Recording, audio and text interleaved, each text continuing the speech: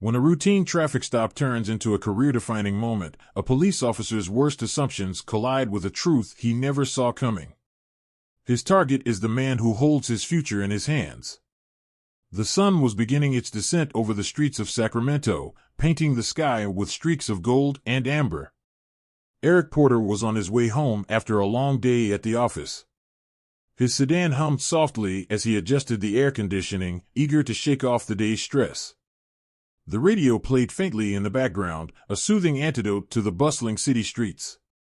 As he approached a yellow light, he slowed down just as it turned red. That's when the blue and red lights erupted behind him, accompanied by the sharp blare of a police siren. Eric glanced in his rearview mirror, his brows furrowing slightly. He pulled over to the side of the road, rolling down his window as a police cruiser parked behind him. Out stepped Officer Bradley Larson, mid-30s, with a buzz cut and a badge gleaming on his chest. Larson adjusted his belt as he swaggered toward Eric's car, exuding the confidence of someone used to being in control. "License and registration," Larson said curtly, his voice flat but laced with a hint of authority. Eric complied without a word, reaching into his glove compartment for his registration and handing over his driver's license. His movements were deliberate and calm, but he could feel Larson's gaze scrutinizing him, as if searching for a reason to dig deeper. "Do you know why I pulled you over?" Larson asked, leaning closer to the window.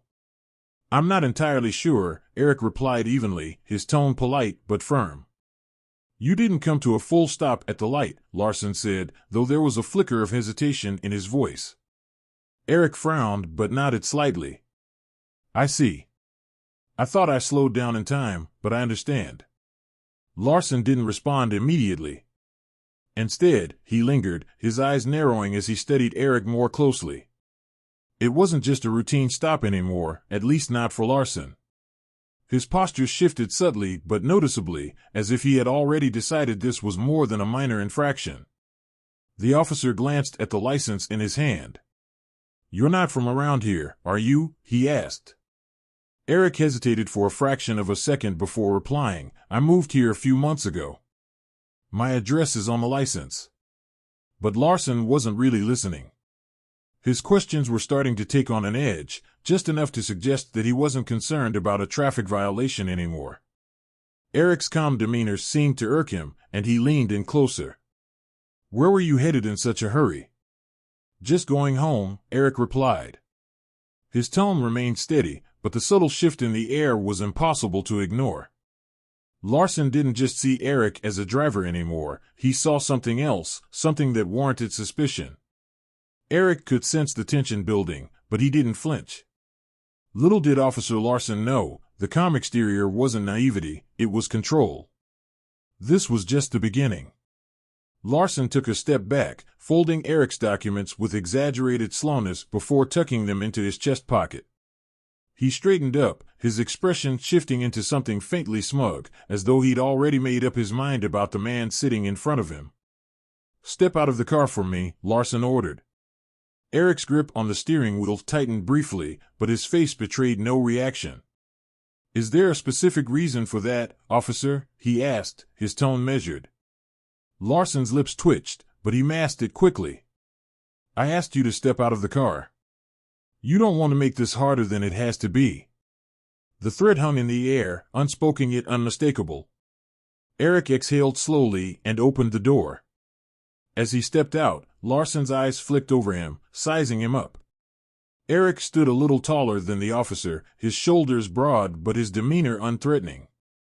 His tailored suit suggested professionalism, his polished shoes hinted at someone meticulous and careful.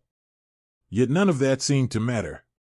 Larson gestured toward the front of the car. "Hands where I can see them." Eric complied, his movements calm and deliberate. "Is there something specific you're looking for, officer?" Larson smirked faintly. "Just routine. We've had some incidents around here. You can never be too careful." Eric turned his head slightly, locking eyes with Larson. "Incidents involving men in business suits driving sedans? Or does this have more to do with something else?" The question landed like a punch, and for a moment, Larson's composure faltered.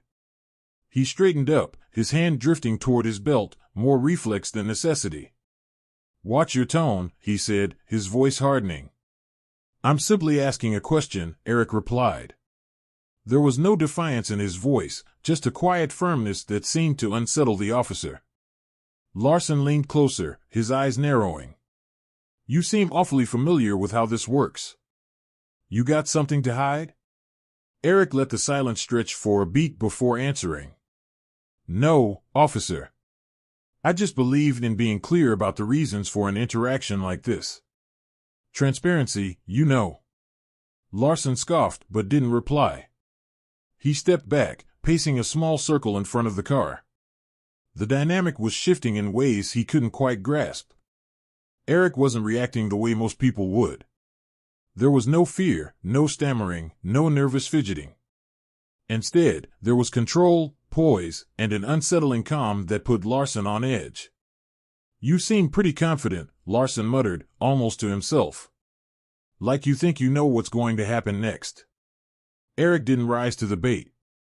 Instead, he tilted his head slightly. "Confidence isn't the issue here, officer. Respect is." Larson froze for half a second before turning back to face him. The smirk was gone now, replaced by something sharper, almost defensive. He opened his mouth to reply, but the words didn't come out. Eric's composure was throwing him off balance, and he didn't like it. As the silence stretched, the tension between them felt electric. Larson was starting to realize this wasn't going to play out the way he'd expected. But instead of backing down, he doubled down. The real test was about to begin. Larson tapped his fingers against the holster on his belt, his frustration barely concealed. He wasn't used to being challenged, especially not by someone who looked like Eric. His gaze flicked back to the sedan, as though searching for a justification he hadn't yet manufactured. "Turn around and place your hands on the hood." Larson's voice was clipped. "I need to check for weapons." Eric raised an eyebrow. "Weapons?" he repeated, his tone incredulous but measured. "Do I look like someone who's carrying a weapon?" Larson's jaw tightened, and for a moment, his composure cracked. "I'm not going to ask you again." Eric hesitated, a flicker of something unreadable passing across his face. Then, without a word, he turned and placed his palms flat against the hood of his car. Larson approached, the crunch of his boots on the asphalt breaking the uneasy silence. The officer patted Eric down in quick, rough movements, his hands lingering a little longer than necessary. It wasn't just a search, it was an attempt to assert dominance, to provoke a reaction. But Eric didn't flinch, didn't stiffen, didn't so much as shift under the invasive scrutiny. "You're clean," Larson muttered, stepping back. The admission sounded begrudging, like he was irritated that he hadn't found anything to justify his suspicion. Eric turned to face him, his expression calm but his eyes sharp. "Of course, I am," he said simply. "Now, officer, if you're done." "I'm not done," Larson interrupted, his voice rising slightly. The words tumbled out too quickly, betraying his need to stay in control. "You seem to know a lot about what I can and can't do. Care to explain why?" Eric folded his arms, his posture relaxed despite the tension crackling between them. "I've had my fair share of interactions with law enforcement," he said. "Let's just say I've learned a lot over the years." Larson's eyes narrowed. "That so? You a lawyer or something?" Eric smiled faintly. "Or something." The ambiguity in his answers seemed to irritate Larson further.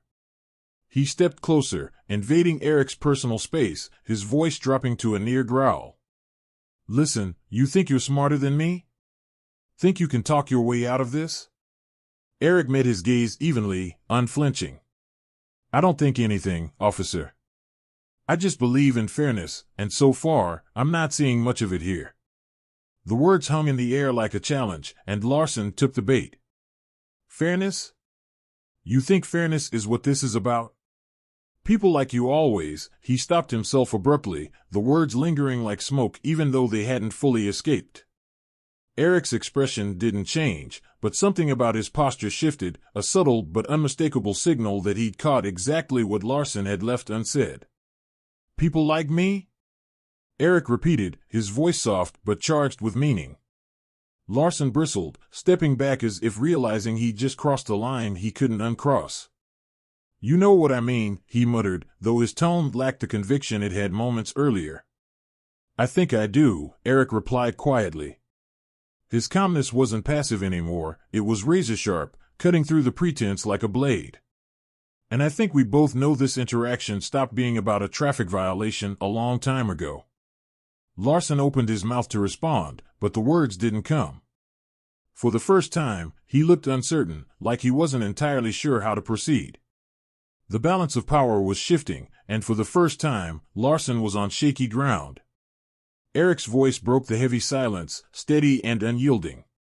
Officer, I think it's time you know who I am. Larson's brows knitted, his irritation resurfacing. I don't care who you are, he shot back, though the faint crack in his tone suggested otherwise. Eric reached into his pocket, his movement slow and deliberate. I'm reaching for my badge, he said calmly, watching Larson's hand twitch near his holster. No need for theatrics. I want you to see it. The words hung in the air, weighted with something unspoken.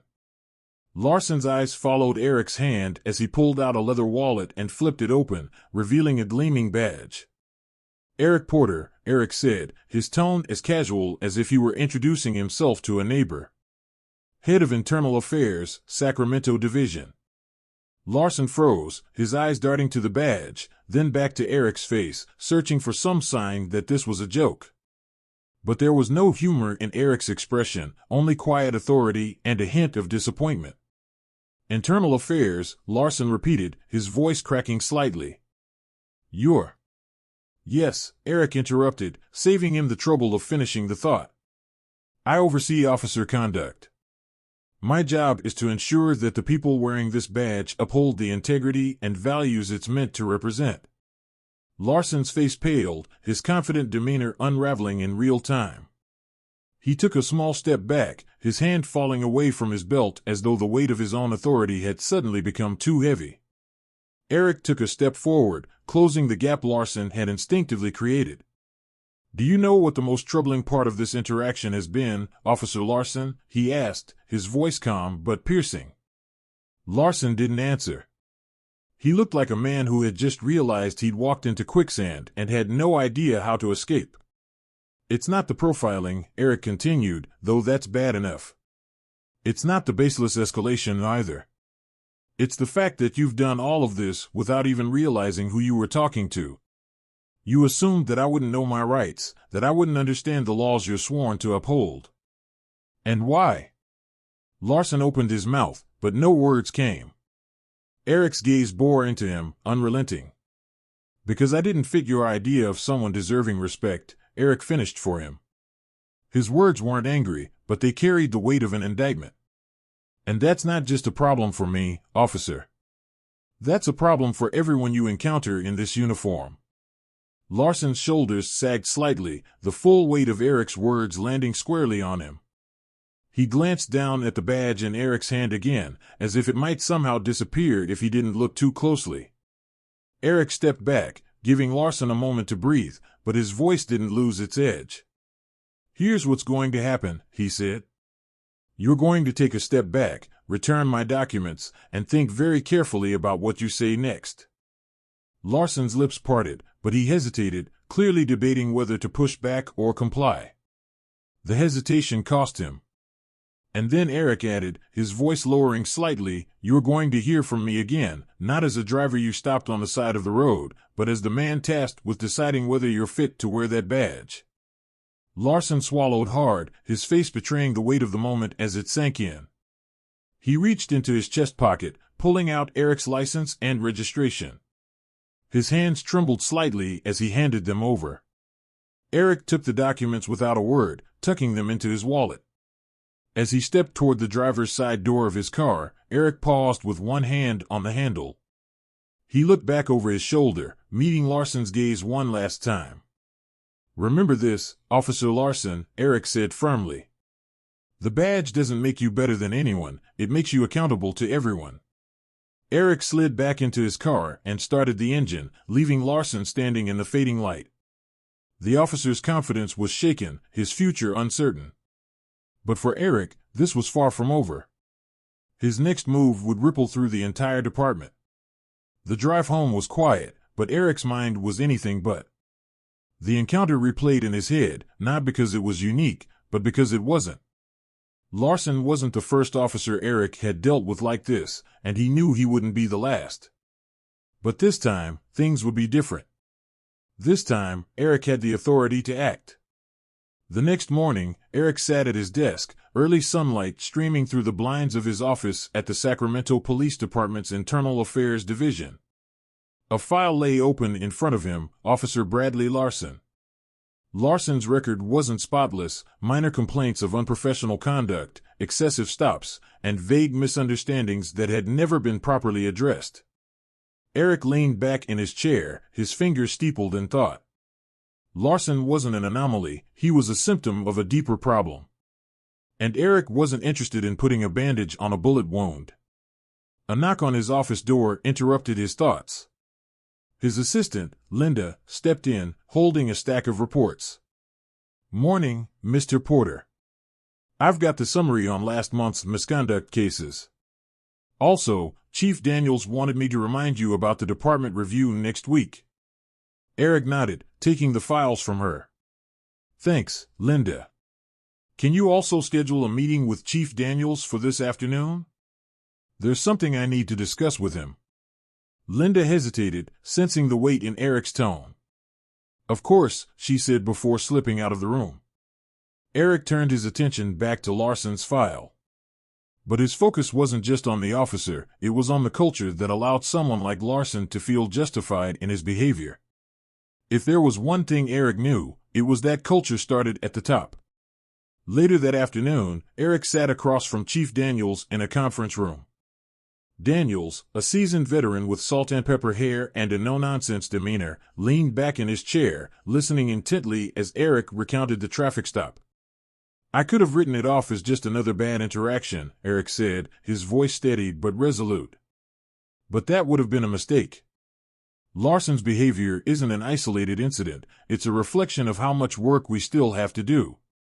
Daniels rubbed his temples, exhaling slowly. "This isn't the first time Larson's name has come up," he admitted. "But we've always handled it internally, quietly." "And that's the problem," Eric replied. "Quiet doesn't fix anything. Quiet lets it keep happening. It's time to be loud." Daniels looked at him, the weight of the conversation etched into his face. "What are you proposing?" "A department-wide review," Eric said without hesitation. "Not just of individual officers, but of our training, our protocols, our accountability systems. We can't keep sweeping this under the rug. If we don't hold ourselves to a higher standard, how can we expect the community to trust us?" Daniels leaned forward, his hands clasped on the table. "You're going to ruffle some feathers with this." "Good," Eric said simply. "It's about time someone did." The following weeks were a whirlwind of meetings, interviews, and reports. Eric worked tirelessly, compiling data, speaking with officers, and holding public forums to hear directly from the community. The Larson incident became a catalyst for change, a turning point that forced the department to confront its flaws head-on. Larson, for his part, faced an internal hearing. Eric made no secret of his involvement, sitting across from Larson during the proceedings and watching as the officer squirmed under scrutiny. The hearing resulted in a suspension. But Eric knew the real victory wasn't in punishing Larson, it was in preventing the next Larson. Months later, Eric stood at the podium of a community event, addressing a room full of officers, city officials, and local residents. He spoke not of blame, but of responsibility, of the shared duty to create a system that worked for everyone. His words weren't just a call for accountability, they were a promise of change. "Justice isn't just about catching the bad guys," Eric said, his voice resonating through the hall. "It's about making sure the people sworn to protect and serve do so with integrity, fairness, and respect for everyone they encounter. That's the badge I believe in. And that's the badge we're building here, together." The applause was thunderous. But Eric didn't linger on it. For him, this wasn't the end of the story, it was the beginning of a better one. As he stepped down from the podium, he glanced at the faces in the crowd, some skeptical, some hopeful, but all listening. He knew change wouldn't come overnight. But it would come. And for now, that was enough.